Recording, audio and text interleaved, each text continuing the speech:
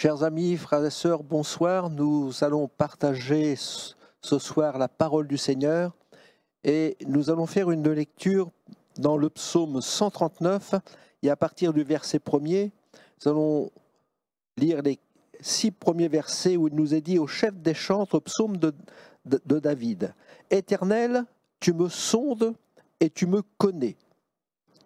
Tu sais quand je m'assieds et quand je me lève. Tu pénètres de loin ma pensée, tu sais quand je marche et quand je me couche, et tu pénètres toutes mes voies. Car la parole n'est pas sur ma langue, que déjà, ô Éternel, tu la connais entièrement. Tu m'entoures par derrière et par devant, et tu mets ta main sur moi. Une science aussi merveilleuse est au-dessus de ma portée, elle est trop élevée pour que je puisse la saisir.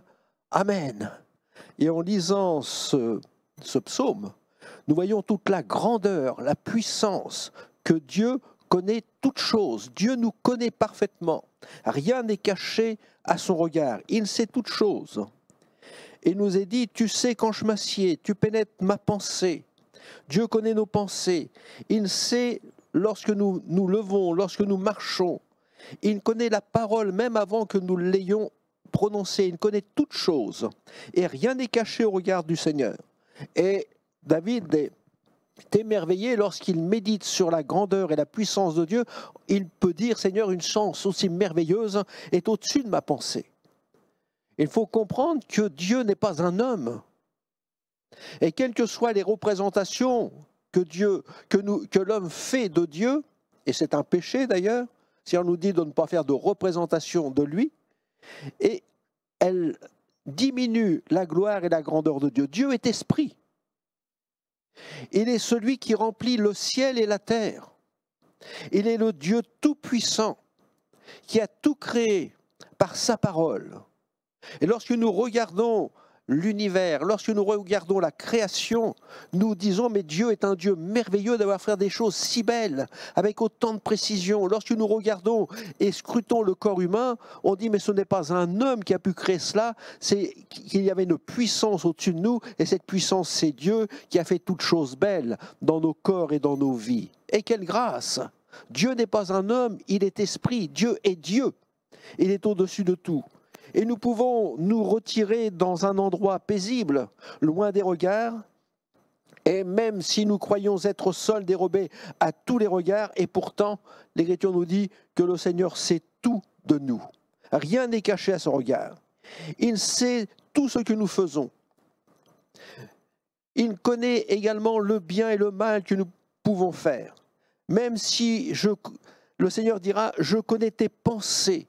Ça, c'est une grâce merveilleuse. Dieu connaît les pensées, il connaît nos joies, il connaît nos peines, il connaît nos frayeurs. Et le Seigneur voit tout ce qui est caché au plus profond de nous-mêmes.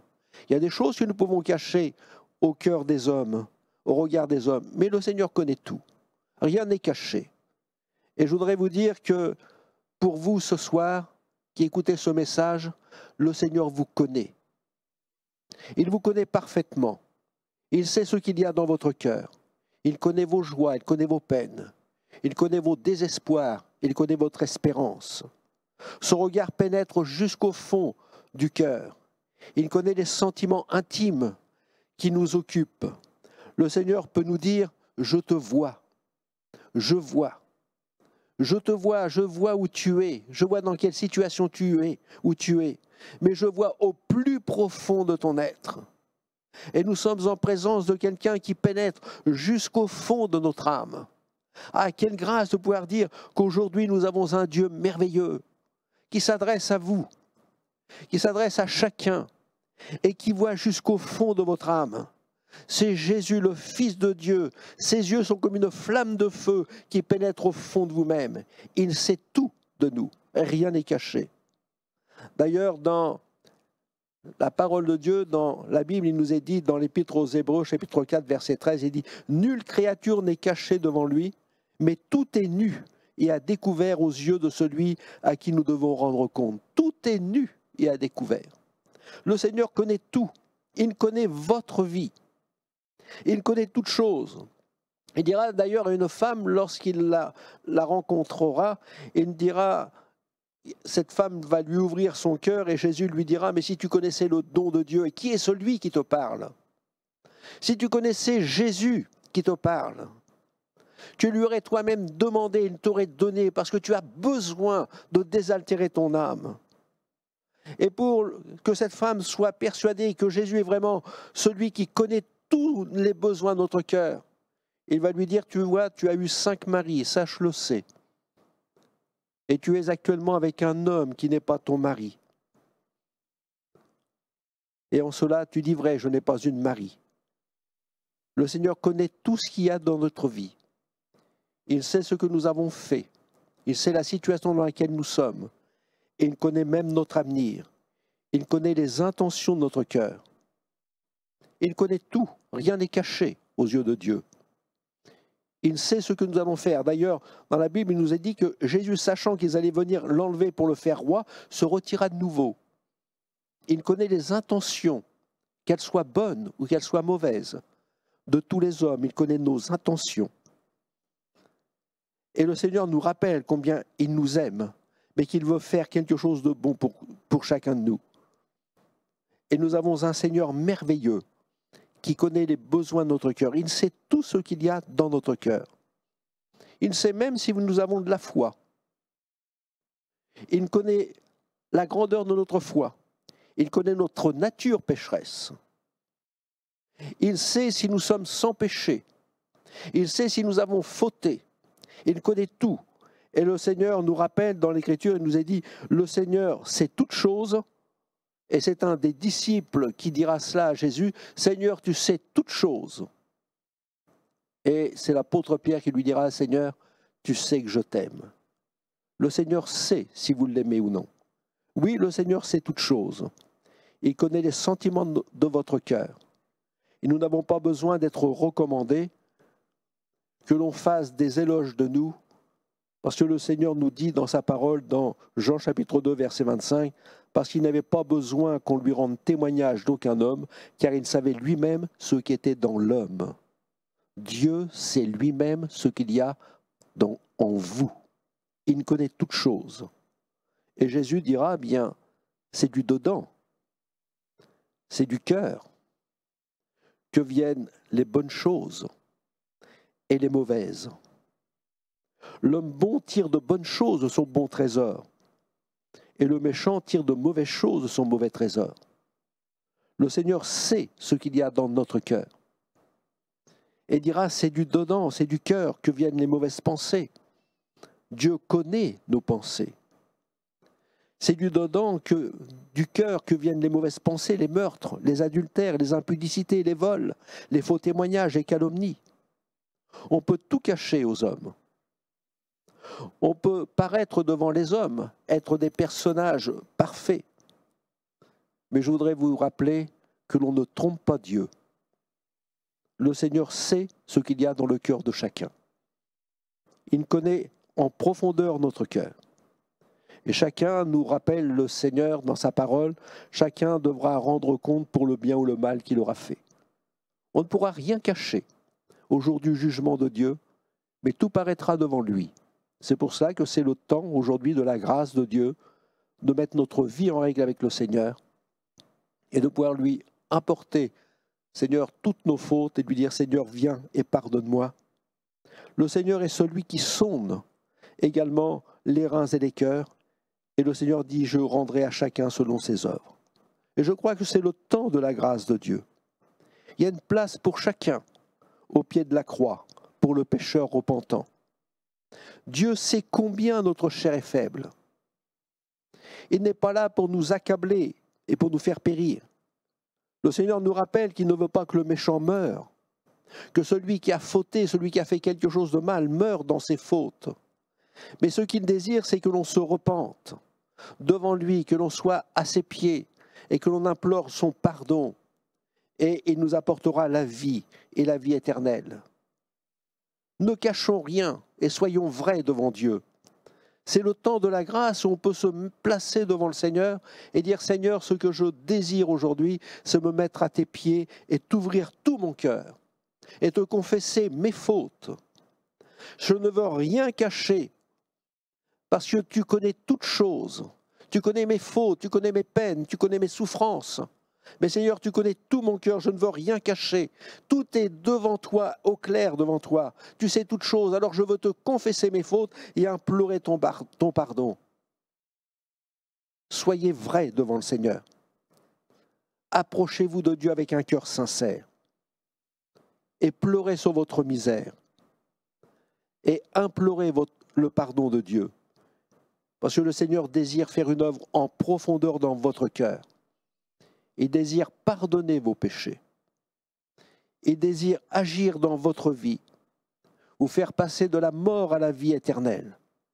En plus, le Seigneur désire vous rendre heureux.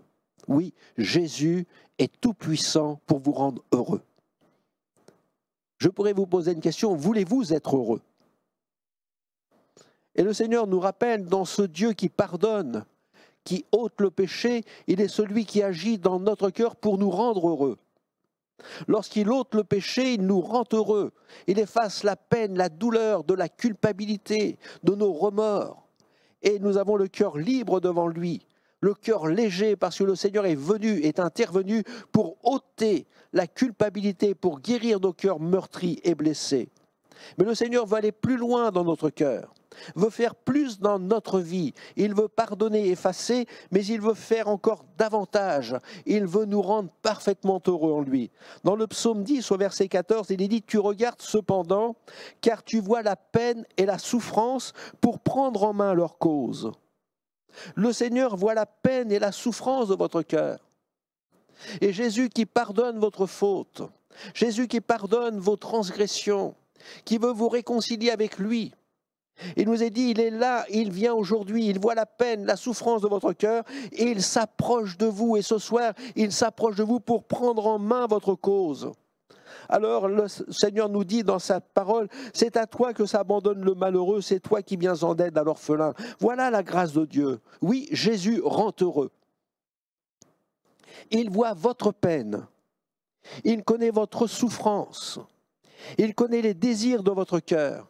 Il sait combien vous êtes malheureux, mais il veut prendre en main votre cause. Il sait comment vous vous débattez dans cette souffrance, qui peut être physique, mais ça peut être une souffrance morale, et pour quelqu'un d'autre, une souffrance spirituelle. Mais ce soir, le Seigneur s'approche de vous pour vous secourir dans toute votre détresse. Il n'y a rien qui soit impossible à notre Dieu. Il est celui qui connaît, il en connaît l'origine, mais il a dans sa main la solution à votre vie. Alors le Seigneur nous invite, il dit bien, tout ce que vous demanderez au Père en mon nom, croyez que vous l'avez reçu et vous le verrez s'accomplir. Le Seigneur désire être en paix avec vous, que vous fassiez la paix avec lui, mais il désire poser sa main sur vous. Mais pour cela, il ne le fera pas sans votre consentement. Il vous demande de le prier, de l'invoquer, de lui demander, de le supplier d'intervenir dans votre vie, et Jésus va le faire. Mais il vous demande également de lui demander avec foi, avec la certitude que Jésus entend votre prière et qu'il vient pour vous exaucer. Abandonnez-vous entre les mains du Seigneur. Et Jésus va s'occuper de votre situation, quelle qu'elle soit. Il n'y a aucune situation qui soit impossible à notre Dieu. Que ce soit la maladie, Jésus est tout puissant pour guérir. Que ce soit la maladie dans un lieu de souffrance, si on nous dit que celui qui s'approche du Seigneur, le Seigneur le soulage sur son lit de douleur. Que ce soit une peine, Jésus est le Dieu tout-puissant pour consoler. Il est le Dieu de toute consolation. Il n'est aucune peine qu'il ne puisse comprendre. Jésus se tient près de ceux qui ont le cœur brisé. Votre situation peut être une épreuve insurmontable à vos yeux. Mais Jésus est celui qui calme les tempêtes du cœur. Il est celui qui peut déplacer la montagne de l'épreuve qui se dresse devant vous. Il n'y a rien d'impossible à notre Dieu. Il connaît tout de vous. Mais s'il s'adresse à vous dans sa parole, par sa parole, pour vous intervenir en disant « je connais, je sais, je te vois », c'est qu'il a la possibilité de vous secourir et c'est qu'il a la solution à toutes vos peines et à tous vos problèmes. Dans Philippiens chapitre 4, verset 6, il dit « Ne vous inquiétez de rien, mais en toute chose ». Comprenez bien, l'Écriture nous dit « en toute chose ». Faites connaître vos besoins à Dieu par des prières et des supplications avec des actions de grâce. Donc ne vous inquiétez pas, mais remettez votre sort entre les mains du Seigneur. Faites connaître toutes choses au Seigneur. Ce soir, dites-lui tout ce qu'il y a sur votre cœur. Ne lui cachez rien. Il le sait, il le connaît. Il attend que vous ouvriez la bouche pour vous secourir. Faites-lui connaître tous vos besoins par des prières. Apportez des supplications au Seigneur. Et remerciez-le d'entendre votre prière, d'être là près de vous pour vous secourir. Remerciez-le par la foi. Et il nous est dit la paix de Dieu, cette paix qui vous a abandonné, qui vous fait défaut, cette paix qui surpasse toute intelligence, va garder vos cœurs et vos pensées en Jésus, parce qu'il est le seul qui peut vous secourir. Vous pouvez vous confier dans tous les hommes, mais les hommes sont limités dans leurs moyens, dans leurs actions. Mais Dieu est le Dieu tout-puissant, qui entend vos prières et qui a toute solution entre ses mains. Jésus est un secours qui ne manque jamais dans la détresse. Il y a un homme qui s'appelle Jérémie, qui était prophète de Dieu, qui marchait avec le Seigneur fidèlement. Et cet homme qui, malgré tout, était fidèle à Dieu, va passer par un temps d'épreuve. Et dans les lamentations de Jérémie, il nous est rappelé, il va dire ce que le chemin par lequel il est passé, un chemin de douleur très difficile, et ce que Dieu a fait pour lui. Et Jérémie, il dira, est un homme qui passe par un moment de désespoir. Et dans ce moment de désespoir, il va décrire sa situation. Il va dire, les eaux ont inondé ma tête, et je disais, je suis perdu. Voilà, une situation dramatique. Il se voyait perdu, comme noyé, comme le moment où il allait perdre la vie. Mais dans ce moment de désespoir, où il n'y avait plus de solution humaine pour lui, il va dire dans les Lamentations de Jérémie chapitre 3, verset 55, vous pourrez le contrôler dans la parole de Dieu, il dit « J'ai invoqué ton nom, ô Éternel, du fond de la fosse. » Et voilà ce que cet homme a fait. Et ce qu'il a fait, faites-le de la même façon. Si vous êtes dans la profondeur, dans le désespoir, si vous dites « mais je n'ai plus de solution », faites comme cet homme de Dieu. Invoquez le nom du Seigneur du fond de la fosse. Faites-lui connaître tous vos besoins. Criez à Dieu au plus profond de votre détresse. Et Jérémie dira au verset suivant, « Tu as entendu ma voix. » Dieu entend la voix de votre cœur. Il connaît toutes les larmes que vous pouvez avoir. Il vous voit dans votre situation la plus désespérée. Il vous voit dans votre fosse. Le Seigneur n'est pas celui qui ferme l'oreille à vos soupirs, à votre cri, à votre douleur. Dieu est celui qui fait justice. Dieu est celui qui vient au secours de ceux qui l'invoquent. Et Jérémie pourra dire, au jour où je t'ai invoqué, tu t'es approché. Oui, le Seigneur, je crois, s'est approché ce soir de vous, au moyen de cet enregistrement, de cette prédication. Mais il s'approche encore de vous au plus profond de votre détresse. Il se tient près de ceux qui ont le cœur brisé. Le Seigneur s'approche pour vous secourir dans votre misère. Le Seigneur se penche sur vous. Entendez sa voix rassurante. Jérémie l'a entendu. Et dit, Seigneur, quand je t'ai invoqué, tu t'es approché de moi et tu m'as dit, ne crains pas. Voilà la parole de Jésus pour vous, ne crains pas. Et que s'est-il passé? Eh bien, le Seigneur a défendu la cause de Jérémie. Il a racheté sa vie. Il a vu la souffrance dans laquelle il était. Et Dieu est intervenu pour le secourir et pour le délivrer. Oui, Dieu est un Dieu qui connaît toutes choses. Il connaît notre peine et notre douleur. Il connaît nos joies et nos peines. Il connaît nos faiblesses de la chair, nos fautes, nos mauvaises actions. Il connaît nos bonnes actions.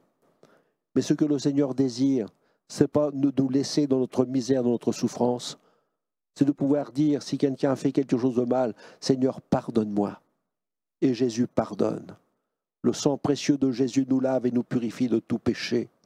Si nous avons un cœur lourd, fatigué, chargé, désespéré, le Seigneur s'approche de nous comme il s'est approché de Jérémie. Il se penche sur vous. Il s'approche de vous, il entend votre prière, votre désespoir. Vous pouvez invoquer le nom du Seigneur, Jésus s'approche et il vous dit ce soir, pour vous, ne crains pas. Nous avons un Dieu qui nous rappelle dans sa parole qu'il est celui qui nous entoure par derrière et par devant. Il est celui qui met sa main sur nous. Le Seigneur est celui qui veut vous protéger. Il veut vous secourir. Il va vous envelopper de son amour merveilleuse. Et sa main bénie va se poser sur vous. Voilà ce que Christ veut faire pour vous. Il sait tout de vous. Il n'y a rien de caché aux yeux de Dieu. Alors faites-lui connaître tous vos besoins. Implorez sa grâce. Demandez-lui son secours. Et Dieu qui connaît toutes choses, qui connaît les besoins de votre cœur et qui a la solution à tous vos problèmes, ne tardera pas à vous bénir, à vous secourir, qu'à son nom soit toute la gloire. On va prier, demander que Dieu vous bénisse. Seigneur, notre Père et notre Dieu, nous voulons rendre grâce à ton nom et te glorifier, parce que ta parole est la vérité. Rien n'est caché à ton regard. Tu connais les besoins des cœurs. Tu sais ce qu'il y a dans le cœur de chacun. Tu connais les joies et les peines, la souffrance, la douleur, la maladie, la détresse, la solitude, l'abandon même. Seigneur, tu connais toute chose, toute situation qui peut nous paraître la plus désespérée. Seigneur, tu la connais. Mais c'est toi qui as la solution dans tes mains. Nous pouvons raisonner et dire, mais comment les choses pourront-elles s'améliorer? Humainement parlant, nous n'avons pas de solution. Mais il n'y a rien qui soit impossible à notre Dieu. Tu es celui qui calme la tempête de nos cœurs, celui qui ôte les murailles, celui qui ôte les montagnes qui se dressent devant nous comme une adversité, une épreuve insurmontable. Mais n'es-tu pas le Dieu tout-puissant? Seigneur, fais grâce, et que celui qui s'approche de toi aujourd'hui puisse voir la main glorieuse et bénie de notre Dieu qui vient à son secours, qu'à ton nom soit toute la gloire. Amen.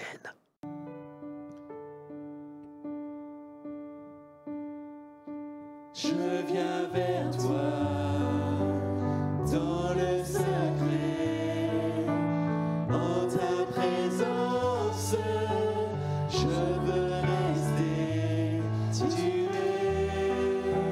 Tu seras toujours là.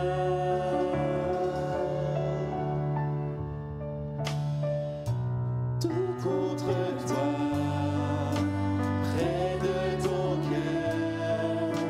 Je